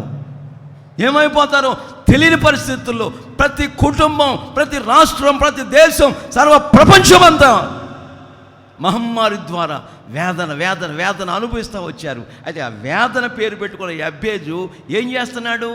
వేదన తొలగించు నిమిత్తమై ఇశ్రాయేలు దేవుడికి మొరపెడుతున్నాడు. చప్పల కొట్టండి గట్టిగా. హల్లెలూయా. ఇశ్రాయేలు దేవుడికి ఎబ్బేజు ప్రార్థిస్తున్నాడు. చదువమ్మా. అదిగో దేవా యెహోవా తండ్రి, ఈ వేదనలోనే పుట్టాను, నా తల్లికి వేదన కలుగు చేశాను, నా సహోదరులకి వేదన కలుగు చేశాను, నా ఇంట్లో వాళ్ళకి వేదన కలుగు చేశాను, నా కుటుంబస్తులు అందరూ నేను పుట్టుడు ద్వారా వేదనే వచ్చింది. ఈ వేదన నా జీవితంలో ఉండకూడదు, నా కుటుంబంలో ఉండకూడదు, నా బిడ్డల మధ్యలో ఉండకూడదు. నువ్వు నన్ను ఆశీర్వదించు, నన్ను ఘనపరచు అని మొట్టమొదటగా ఆ వేదననే పేరు పెట్టుకున్న యబ్బేజు గారు ఇశ్రాయేలు దేవునికి మొర్ర పెడతా వచ్చాడు, ప్రార్థిస్తూ వచ్చాడు. అంటే వేదనల్లో నింపబడిన ప్రతి ఒక్కరూ ఏం చేయాలి? యేసయ్యకు ప్రార్థించాలి. చప్పట్ల కొట్టండి గట్టిగా. ఆ పక్కింటి వాళ్ళకి, ఎదురింటి వాళ్ళకి, గవర్నమెంట్ వాళ్ళకి, ప్రభుత్వ అధికారులకి మొరపెట్టుకోవాల్సిన అవశ్యత లేదు ప్రియులారా. దేవునికి ప్రార్థించండి, గొప్ప జయము మనకు దేవుడే ఇవ్వబోతున్నాడు. చప్పట్ల కొట్టండి గట్టిగా. హల్లెలూయా. 3 దేశముల వారు, 3 దేశాల నుండి శత్రువులు యెహోషాపాతు మీదకి ఎదురాడుతూ ప్రియులారా భయానకమైన పరిస్థితుల్లో ఎదుర్కొంటూ వస్తూ ఉండగా యెహోషాపాతు ఏమాత్రం భయపడలేదండి. ఆ శత్రువును చూసి వేదన చెందలేదు, వ్యధ చెందలేదు, కన్నీళ్ళ వెళ్ళలేదు. దేవుని మందిరానికి యూదులందరినీ కూడా సమకూర్చి క్రొత్త శాలలో ఉపవసించి ప్రార్థన చేసేడు ద్వారా యుద్ధము దేవుడు చేశాడు. చప్పట్ల కొట్టండి గట్టిగా. హల్లెలూయా. 3 దేశాల వాళ్ళు ఈ యెహోషాపాతు సైన్యం, బలగం, సైన్యాధిపతులు, రథాలు, గుర్రాలు అన్ని తీసుకుని వెళుతున్నప్పుడు కాపరుల దుర్గమ్మ దగ్గరికి వచ్చినప్పటికీ 3 దేశాల వాళ్ళు వాళ్ళకు వాళ్ళే పొడుచుకుని చచ్చారు, వాళ్ళకు వాళ్ళే పొడుచుకుని చచ్చిపోయారు. అప్పుడు యెహోషాపాతు ఆ ప్రాంతాన్ని చెప్తాడు, బెరాకా లోయ. ఆమేన్. అంటే స్తుతి లోయ అని అర్థం. దేవునికి మహిమ కలుగునుగాక. మన దేవాతి దేవుడు వేదన పడుతున్న జీవితాల్లో అనేకులు దేవునికి ప్రార్థిస్తున్నప్పుడు ఆకాశానికి, భూమికి సృష్టికర్త అయిన దేవాతి దేవుడు వేదనలన్నిటినీ తొలగిస్తాడు. ఆమేన్. హల్లెలూయా, హల్లెలూయా. నేను కూడా ఒకప్పుడు అనేక సమస్యల్లో చిక్కుకొని అనేక ఇబ్బందులకు గురై, ఓ పక్కన ఇల్లు ఫైర్ యాక్సిడెంట్లో కాలిపోయి కట్టు వస్త్రాలతో బయట నిలబడి ఏడ్చుకుంటూ ఉన్న సందర్భాల్లో మా అమ్మ చెప్తుంది నాతో, రే ఈ వేదన కొంతకాలమే ఉంటుంది, దేవుడు మనల్ని ఉన్నత స్థితిలో పెడతాడు. అవే నువ్వు మనుషుల కొరకు వేదన పడొద్దు, అన్నీ పోయినాయని పానుకోవద్దు, సర్వము కోల్పోయిన యోబును గుర్తు చేసుకో. ఆమేన్. సమస్తాన్ని కోల్పోయాడు. యోబు గారు ఏమన్నాడు? రే ఏమన్నాడు రా?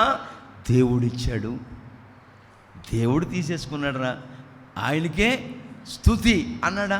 నువ్వు కూడా అలాగాను, నా దేవుడు నిన్న నేడు నిరంతరము ఒక్కటే రీతిగా ఉన్నాడని నా తల్లి నన్ను ధైర్యపరిచి, నేను కన్నీళ్ళు పెడుతుంటే వేదన పడుతుంటే ధైర్యపరిచి ఆ మాటలు చెప్పిన వెంటనే ఇక యేసయ్యకు ప్రార్థన చేస్తూ వచ్చానండి. ఆ రోజు మొదలుకొని ఈ రోజు వరకు ప్రతిరోజు కొత్త బట్టలు దేవుడేస్తున్నాడు. చప్పట్ల కొట్టండి గట్టిగా. దరిద్రత, దుఃఖము, నిట్టూర్పులు ఎగిరిపోయి నిత్య ఆనందం నా తల మీద ఆయన నిలిపి ఉంచాడు. ఆమేన్. అట్లాంటి గొప్ప కార్యాలు చేసే దేవుడు నేను ప్రకటిస్తున్న నజరేయుడైన యేసుక్రీస్తు వారు. అతడు ఇశ్రాయేలు దేవుడికి మొరపెడుతూ ఉండగా, చదవండి, నీవు నన్ను నిశ్చయముగా ఆశీర్వదించి నా సరిహద్దులను విశాలపరిచి నీ చెయ్యి, నీ బలమైన బాహు, నీ బలమైన హస్తము నాకు తోడుగా ఉండజేసి నాకు కీడు రాకుండా తప్పించుమని వేదన అనే పేరు పెట్టుకున్న యబ్బేజు ప్రార్థిస్తూ ఉండగా, యబ్బేజు మనము చేసిన దానిని యెహోవా దయచేసెను. చప్పట్ల కొట్టండి గట్టిగా. హల్లెలూయా. ఏమండి, ఇశ్రాయేలీయులు అందరిలో కూడా యబ్బేజు ఘనత పొందినవాడాయను. ఆమేన్. వేదన తొలగించబడింది, కన్నీళ్ళు తొలగించబడ్డాయి, దుఃఖము, నిట్టూర్పులు ఎగిరిపోయినాయి. ఆమేన్. దావీదు కుమారుడా నన్ను కరుణించమని గుడ్డోడు పిలుస్తుంటే ఆయన అడుక్కునే బట్ట తీసి పారేసి యేసయ్య పిలుస్తున్నాడని ఆ కబోది భర్తమై వెళ్ళిపోతున్నాడు. పక్కోడు అంటాడు, ఏయ్ బట్ట తీసేస్తావు ఎందుకురా, ఈ బట్ట ఇలాగా ఉంచు, యేసయ్య పిలిచాడు, ప్రార్థన చేస్తాడు, మళ్ళా రారా నువ్వు అడుక్కోవాలి కదంటే ఈ గుడ్డోడు అంటాడు, ఇక అడుక్కునే పనితో నాకు పని లేదు. నన్ను ఆయన ఘనపరచబోతున్నాడు, నన్ను ఆశీర్వదించబోతున్నాడు, ఇక నేను ఆయన వెంటే వెళ్ళిపోతాను. హల్లెలూయా. మరి వెళ్ళి ఏం చేస్తావురా? ఏం చేస్తావంటే, నీవుంటే నాకు చాలు యేసయ్యా, నీ వెంటే నేను ఉంటా యేసయ్యా, నీవుంటే నాకు చాలు యేసయ్యా, నీ వెంటే నేను ఉంటా యేసయ్యా, నీ తోడు చాలయ్యా, నీ మూసు చాలయ్యా, నీవు అయ్యా, నీ మాట చాలయ్యా, నీ ఉంటే నాకు చాలు యేసయ్యా, నీ వెంటే నేను ఉంటాను యేసయ్యా. హల్లెలూయా. మరి ఎవరు వెంట ఉంటున్నావు? రాజకీయ నాయకులతోనా, ప్రభుత్వ అధికారులతోనా? ఎవ్వరితో మనకు సంబంధం లేదు.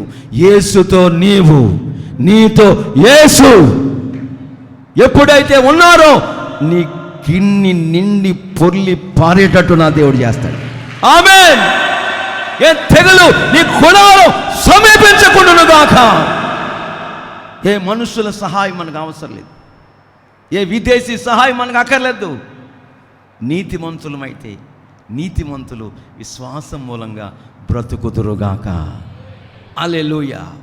నువ్వు బయలుదేరేటప్పుడు, నువ్వు ఇంట్లో ఉన్నప్పుడు, ప్రతి వేకువజామున లేచి నీ వ్యాపారం కొరకు, నీ పాడి కొరకు, నీ పంట కొరకు, నీ దుక్కుటెత్తుల కొరకు, నీ వ్యవసాయం కొరకు, నీ వ్యాపారం కొరకు, నీ చేతి పని కొరకు, నువ్వు చేస్తున్న డ్రైవింగ్ కొరకు ఏ రోజైనా ఒక గంట సేపు ప్రార్థన చేసేవా? నీ బ్రతుకులో చేసి చూడు. ఒక 6 రోజులు నీ గిన్నె నిండి పొరలబోతున్న అడుగు.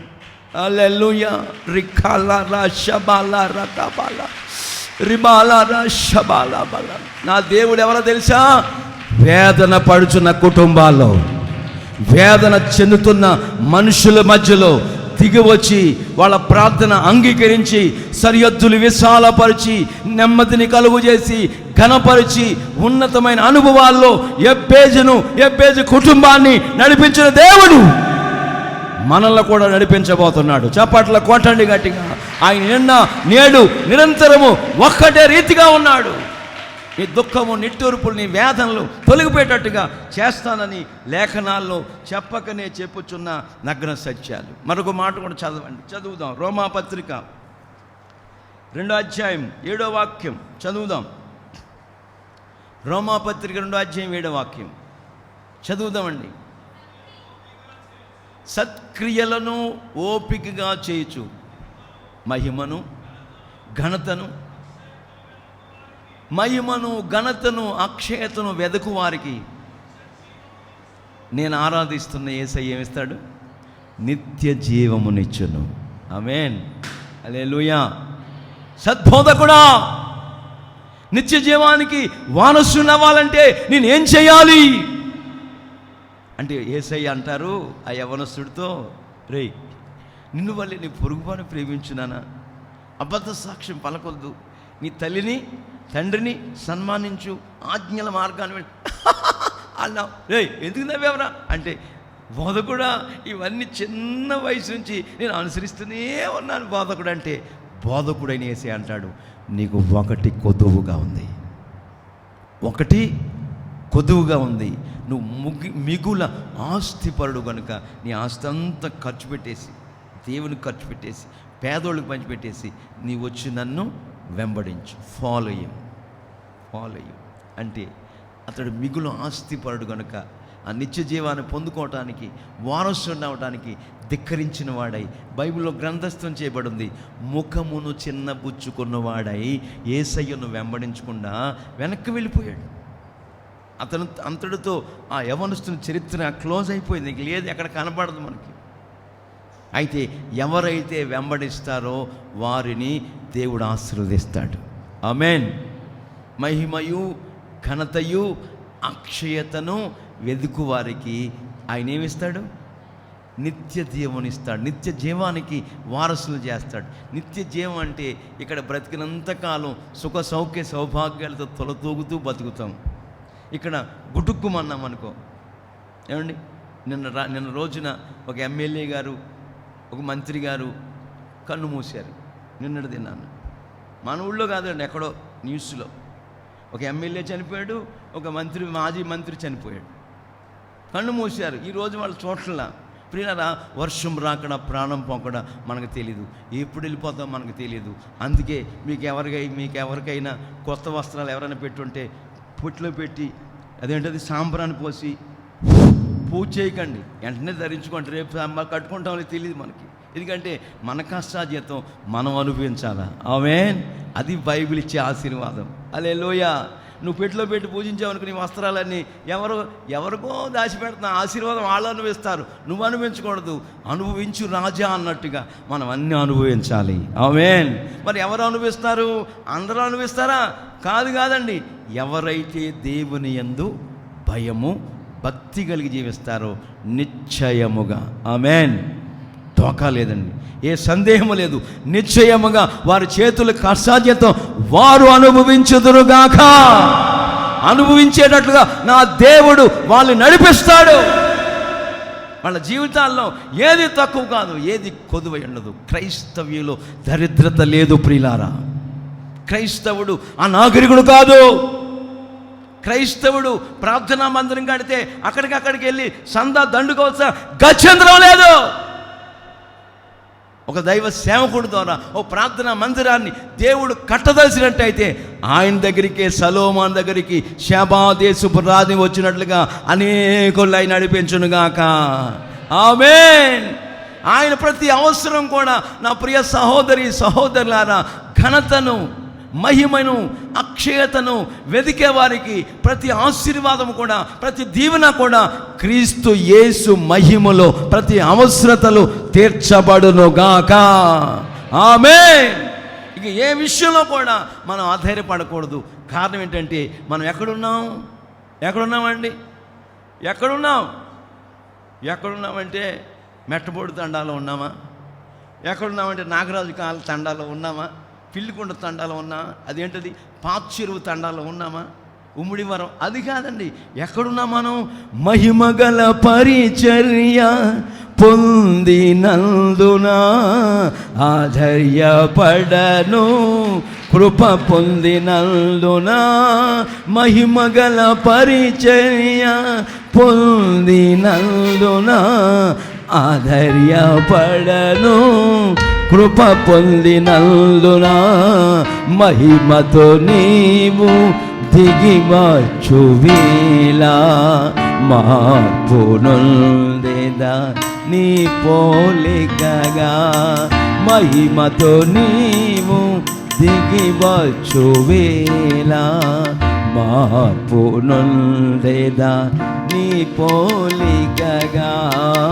శ్రీమంతుడా యేసయ్యా, ఆత్మకు అభిషేకమా, అభినయ సంగీతం, సిలువదారి నా బలిపీఠమా, నీ రక్తపు కోట నాకు నివాసమా. సిలువదారి నా బలిపీఠమా, నీ రక్తపు కోట నాకు నివాసమా. నన్ను నీవు పిలచిన పిలుపు రహస్యమా, ఇది నీ త్యాగ సంకేతమా. నన్ను నీవు పిలచిన పిలుపు రహస్యమా, ఇది నీ త్యాగ సంకేతమా. నా ఆత్మకు అభిషేకమా, అభినయ సంగీతమా. నా ఆత్మకు అభిషేకమా, అభినయ సంగీతమా, ఆత్మకు అభిషేకమా, అభినయ సంగీతమా, ఆత్మకు అభిషేకమా, అభినయ సంగీతమా, ఆత్మకు అభిషేకమా. హల్లెలూయా, హల్లెలూయా. ఆయన మనకు నిత్య జీవం ఇస్తాడు. ఎప్పుడు? మహిమయు ఘనతను అక్షయతను వెదకాలి. అంటే నా దేవుడు నన్ను ఎలా గణపరుస్తాడు, నేనేం చేస్తే ఆయన నన్ను గణపరుస్తాడు అని పరిశుద్ధ లేఖనాల్ని అనునిత్యము పరిశోధించి పరిశోధించి పరిశోధించి నువ్వు నేను నన్ను దేవుడు ఎలా గణపరుస్తాడు, ఎప్పుడు గణపరుస్తాడు, ఆయన గణపరచాలంటే నేనేం చేయాలి అనే సత్యాన్వేషులమై వాక్యాన్ని పరిశుద్ధ లేఖనాన్ని పరిశోధిస్తున్న వారమై తెలుసుకొని ఆ దిశగా మనం ప్రయాణం చేస్తున్నప్పుడు నిశ్చయముగా ఆయన మనల్ని గణపరచడమే కాకుండా నిత్య జీవానికి వారసులుగాను వారసురాండ్రుగా చేస్తాడని లేఖనాలు చెప్తున్నాయి. మరొక మాట కూడా బైబిల్ చదువుతుంటే కృతజ్ఞతాస్తుతులు చెల్లిస్తున్న వారిని ఆయన గణపరుస్తాడంట. ఆమేన్. ఎవరినండి? ఎవరిని? 69వ కీర్తన 30వ వాక్యమా చదవండి. 31 చదవండి.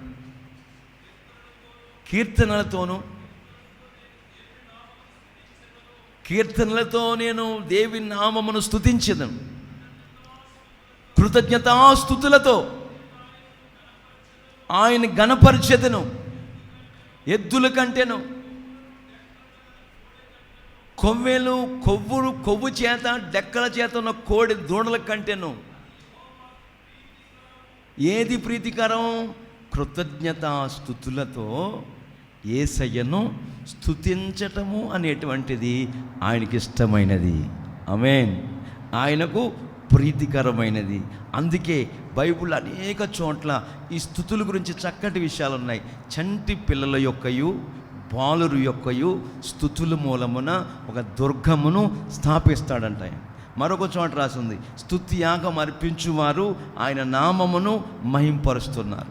స్తుతి చెల్లించుట యథార్థవంతులకు శోభస్కరం. స్తుతించిన ఇశ్రాయేలు స్తుతించి ఉండగా ఎరుకో కోట గోడల్ని లోపలికి ప్రాకారాలు కోకటేళ్లలోకి కూల్చేసాడు ఆయన. పౌలు శీలలు స్తుతిస్తూ ఉండగా చెరసాల పునాదుల మధ్యలో ఒక భూకంపం రప్పించి పునాదుల గేట్లు ఇడిపోయేటట్టు చేశాడు, సంఖ్యలు తెగిపోయేటట్టు ఊడిపోయేటట్టు చేశాడు. స్తుతి ద్వారా అంత శక్తి ఉంది. ఆమేన్. హల్లెలూయా. నీ ఇంట్లో ఏది లేకపోయినా నీ నోట స్తుతి ఉండాలి. ఆమేన్.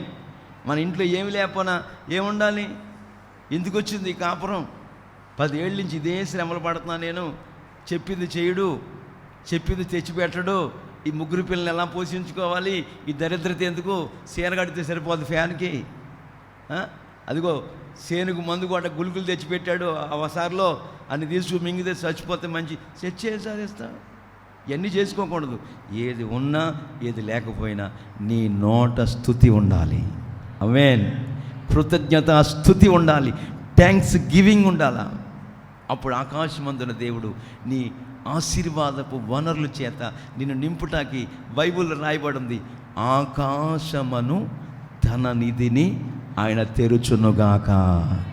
దీవెన వర్షము, దీవెనకరమైన వర్షమును నీ మీద నా మీద కురిపిస్తాడు. హల్లెలూయా. ఏది తక్కువ కాదు, ఏది తక్కువ కాకుండా మనల్ని బలపరిచి స్థిరపరిచి ఆశీర్వాదకరమైన అనుభవాలు నడిపిస్తాడు. అందుకే మనం ఏం చేయాలి? కీర్తనలతోనూ తంతి వాయిద్యములతోనూ ఆయన నామాన్ని స్తుతించాలి. కృతజ్ఞతాస్తుతులతో యేసయ్యను మనం ఏం చేయాలి? కనపరచాలి. హల్లెలూయా. మహిమను ఘనతను అక్షయతను వెదకాలి. అప్పుడు ఆ ఘనత ఎలా మనం పొందుకోవాలో వెదుగుచు ఆ దేవుడు మనం ఎలా కనపరుస్తాడో దాన్ని మనం సొంతం చేసుకుని ఆ దిశగా మనం ప్రయాణం చేస్తున్నప్పుడు మన ముగింపు ఏం చేస్తాడంటే మహిమకరంగా మారుస్తాడు. మనకు నిత్య జీవానికి వారసులుగా చేస్తాడు. బ్రతికినంతకాలం ఇక్కడ సంతోషంగా ఉంటాం. నాకులాగా ఎప్పుడైనా బాధపడటం చూసారా? బాధపడితే కన్నీళ్ళు విడిస్తే యేసయ్య దగ్గరే కన్నీళ్ళు విడవాల, ఇంకెక్కడ బాధపడకూడదు. నాకున్న పరిస్థితులు బట్టి అసలు మీరు నన్ను చూస్తే, నన్ను వింటే భయంకరంగా బాధపడతారు. అయినా మన బాధలన్నీ యేసయ్యకి చెప్పుకోవాలి. మనం అక్షయతను వెతకాలి. ఆ నీతి, ఆ పునాదులు గల పట్టణం కొరకు ఎదురు చూడాలి.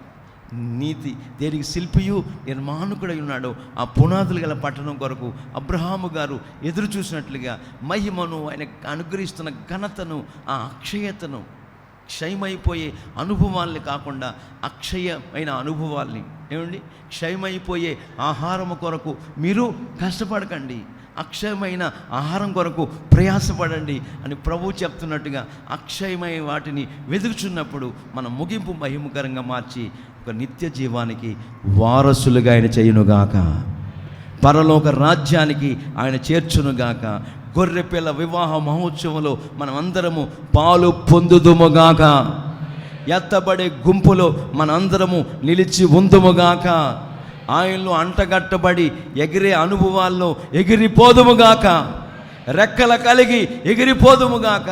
ఏమిటి ఆ రెక్కలు? ఒకటేమో స్తుతి, మరొకటి ప్రార్థన. హల్లెలూయా. ఈ స్తుతి, ప్రార్థన అనే 2 రెక్కలు ఎవరికున్నాయో నిశ్చయముగా ఆ నిత్య జీవానికి వారసులుగా తీర్చిదిద్దబడి ప్రభు రాకడ ఆగమనానికి ఎత్తబడుదుముగాక. దేవుడు ఆ దిశగా మనల్ని నడిపించునుగాక. అట్లాంటి శుభప్రదమైన నిరీక్షణ మనలో దినదినము వృద్ధి చెందునుగాక.